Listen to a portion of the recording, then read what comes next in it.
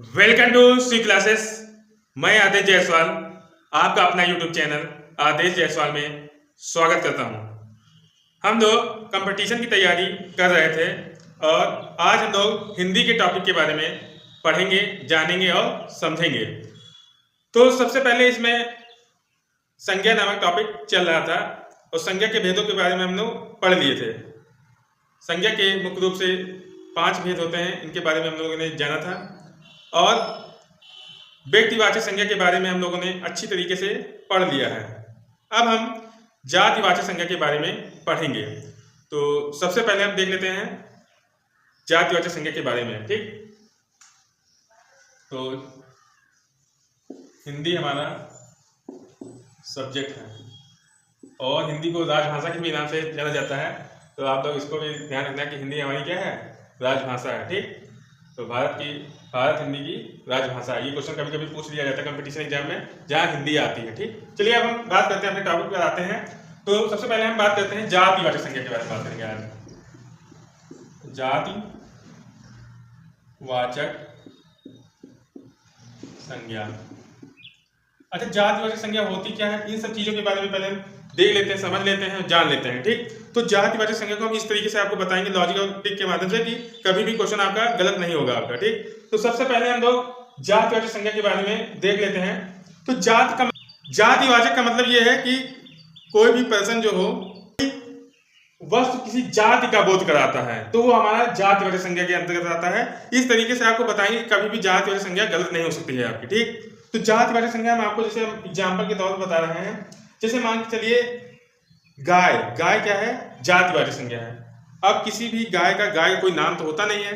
ठीक, तो गाय क्या है, बहुत सारी गाय होंगी तो वो जाति का बोध कराएंगी। जैसे हम मान के चलिए एग्जाम्पल ले रहे हैं नदी, जैसे हमने नदी एग्जाम्पल लिया और ये आपको बताना कि नदी इनमें से कौन सी है ये नहीं पता है ना। जब हमको कुछ नहीं पता होगा तो वो नदी हमारी क्या हो जाएगी, जातिवाचक संज्ञा के अंतर्गत आ जाएगी। ठीक, जिसके बारे में हमको जानकारी नहीं होती है तो वो जातिवाचक के अंतर्गत आती है। तो हम कैसे जान पाएंगे, जैसे बहुत सारी नदियां हैं, उन नदियों में से अगर कोई विशेष नदी होती तो वो हमारी व्यक्तिवाचक संज्ञा हो जाती। जैसे हम मान लें गंगा नदी, लिखा है गंगा नदी। अब जैसे आप लोग समझिए, थोड़ा सा जो हमारी बातों को ध्यान से समझिए तो समझ में सब चीज आ जाएगा। ठीक, तो गंगा नदी की जब हमने बात की तो कहेंगे नदी, लेकिन कौन सी नदी, गंगा नदी। जब गंगा नदी की बात करेंगे तो ये किसमें चला जाएगा, व्यक्तिवाचक में चला जाएगा। ठीक, व्यक्तिवाचक संज्ञा। लेकिन नदी है, लेकिन बहुत सारी नदियां हैं, उसमें से हमको पता नहीं कि कौन सी नदी होगी। तब जब नदी, केवल नदी के बारे में बात करेंगे तो व्यक्तिवाचक जातिवाचक संज्ञा में आ जाएगा।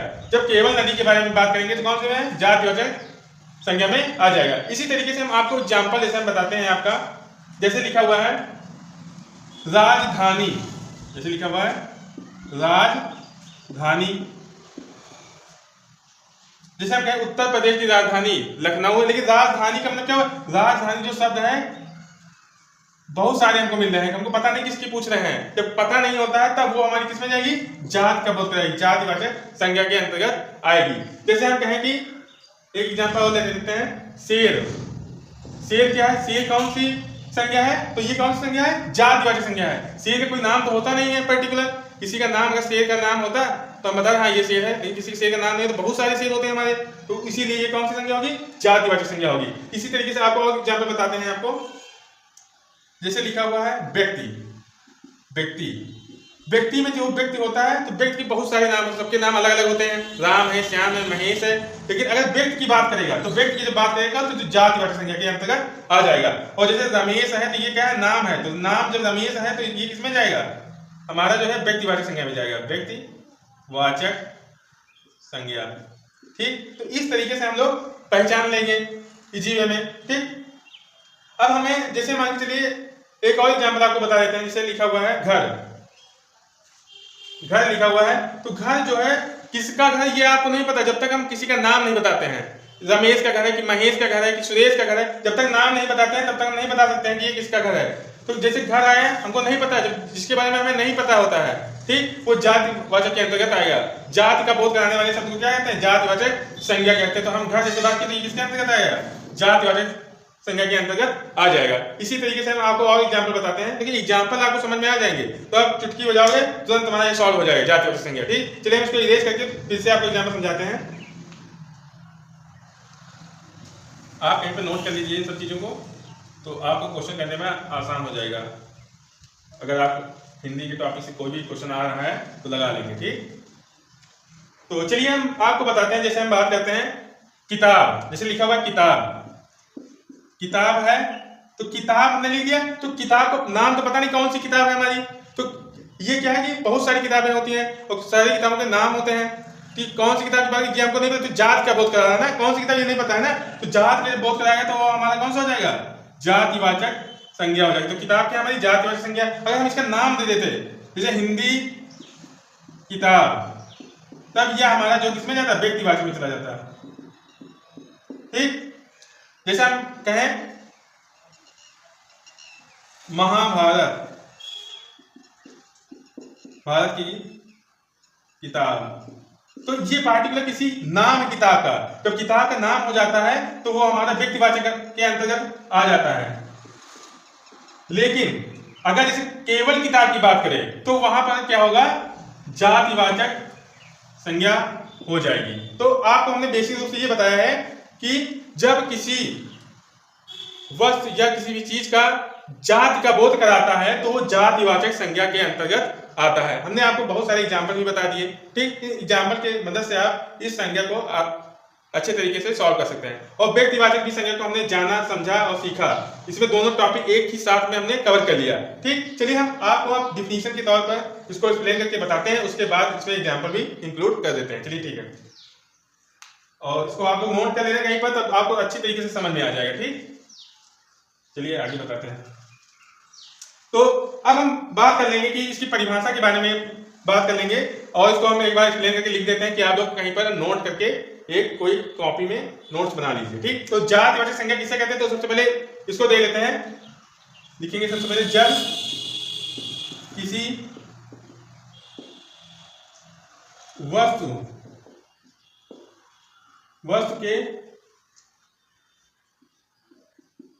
के जात के बारे में बोध कराता है तो उसे जातिवाचक संज्ञा कहते हैं। तो अब हम यहाँ पर एग्जाम्पल के तौर पर देख लेंगे, उदाहरण के हिसाब से क्या होगा। उदाहरण,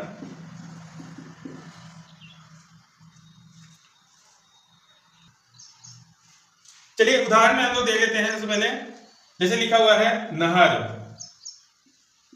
शहर, नदी,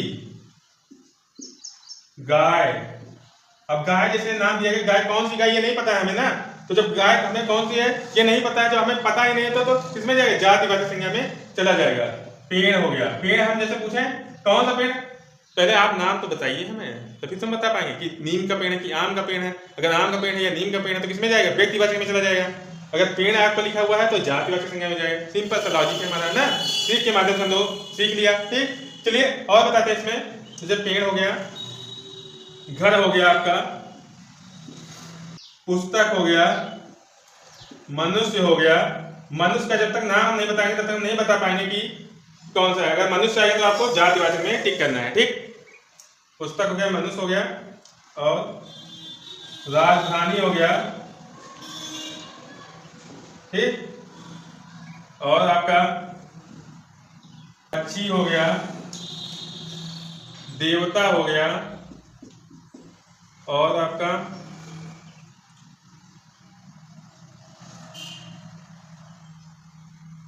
देश हो गया,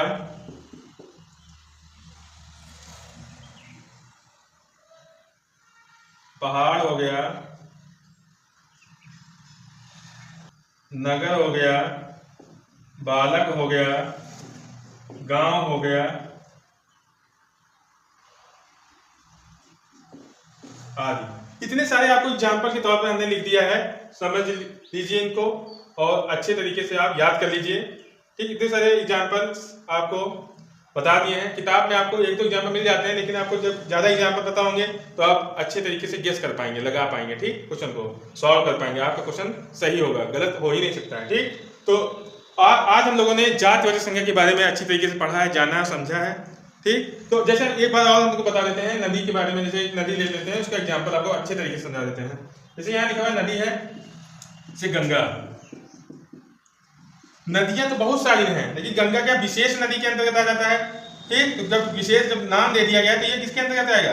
व्यक्तिवाचक के अंतर्गत आ जाएगा, व्यक्तिवाचक संज्ञा के अंतर्गत आएगा। अब जब नदी बचे तो नदी ये क्या हो जाएगी? नदी जो केवल नदी हम जब बताएंगे तो वो जातिवाचक संज्ञा के अंतर्गत आएगी। ठीक, तो एक बार फिर से आपको रिवीजन के तौर पर आपको बताना, आप जितना प्रैक्टिस करेंगे या रिवीजन करेंगे, आपकी हिंदी हो या मैथ हो या रीजनिंग कोई भी सब्जेक्ट हो, आपको उतना ही अच्छा हो जाएगा, बेस्ट हो जाएगा, आप अच्छे तरीके से क्वेश्चन को लगा पाएंगे। ठीक, चलिए देखते हैं जातिवाचक संज्ञा में।